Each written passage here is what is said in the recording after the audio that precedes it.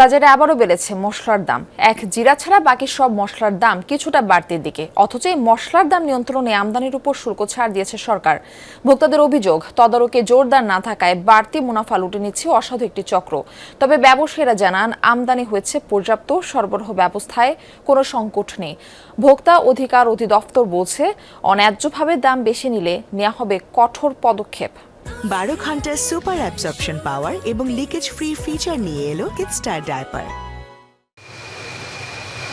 বাঙালি রসনা বিলাসে স্বাদের রহস্য লুকিয়ে আছে নানা ধরনের মশলায়। ধনিয়া, জিরা, এলাচ, লবঙ্গ, গোলমরিচ, দারুচিনি আর তেজপাতার মতো নানা ধরনের মশলাই এখন বাঙালির নিত্য প্রয়োজনের। তাই সারা বছর চাহিদা তো থাকেই, উৎসব আর পালা পর্বণে তা বাড়ে কয়েক গুণ। সেই দাম সাধারণের নাগালে আনতে 2026-27 অর্থ বছরের বাজেটে আমদানি করা সকল মশলার উপর থেকে 5% রেগুলেটরি শুল্ক সম্পূর্ণ প্রত্যাহার করা হয়েছে। কিন্তু এর সুফল কি রাজধানী কাঁচা বাজারে মিলছে? এই বছর বাতির মধ্যে বাতি এলাচ আর আলু বাখরা বাছিল, ওরা কমিয়া গেছে, ওরা বাড়ার কোনো ই না। আর কিশমিশের দাম বেশি, পেস্তা বাদাম, কাঠবাদাম, এগুলো কাজু বাদাম, এগুলোর দাম বাড়ছে। জিরাটা বেশি কমছে। এর আগে কিনছিলাম তখন একটু কম ছিল, এখন একটু বাড়তি নিচ্ছে অবশ্য। যেমন কাঠবাদাম এখানে আপনার 1350 টাকা করে নিচ্ছে কেজি। দিয়েই যায়, আর কষ্ট ওই জনগণের ভুগতেই হয়।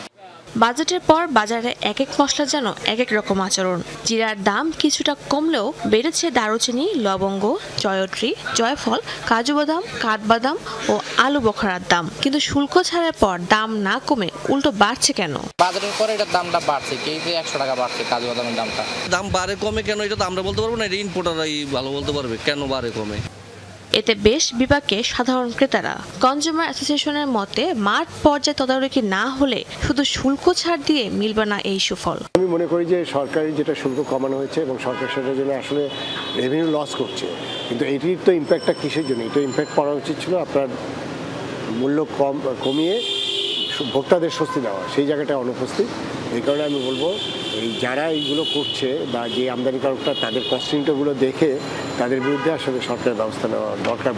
এসব দেখভালের দায়িত্ব যাদের, সেই ভোক্তা অধিকারের মতে বাজারে চাহিদা যোগানের মাঝে পণ্যের দাম কিছুটা বাড়া কমা স্বাভাবিকই। তবে জনবল অনুযায়ী অভিযান ঠিকই চলমান। কিছু ট্যাক্স আর এগুলি ইম্পোজ হবে, এটার দামে ওইটার জন্য কোনো এফেক্ট পড়তে পারে, কিন্তু বাজার হচ্ছে ডিমান্ড এবং সাপ্লাইয়ের উপরে ডিপেন্ড করে। এখন কোনো কারণে যদি সাপ্লাইয়ের চেয়ে ডিমান্ড বেশি হয়, সেক্ষেত্রে কিছু বাড়তে পারে, এটা অস্বাভাবিক কিছু না। যেখানে অস্বাভাবিক বৃদ্ধি পাবে সেখানে অবশ্যই ভোক্তা অধিকার সংরক্ষণ অধিদপ্তর ইন্টারভেনশন করবে।